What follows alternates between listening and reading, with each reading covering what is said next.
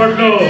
మాట్లాడే దేవా నా యేసయ్యా, మాటల పరిధి మారని వాడవయ్యా, మాటల పరిధి మారని వాడవయ్యా, మాట్లాడే దేవా నా యేసయ్యా.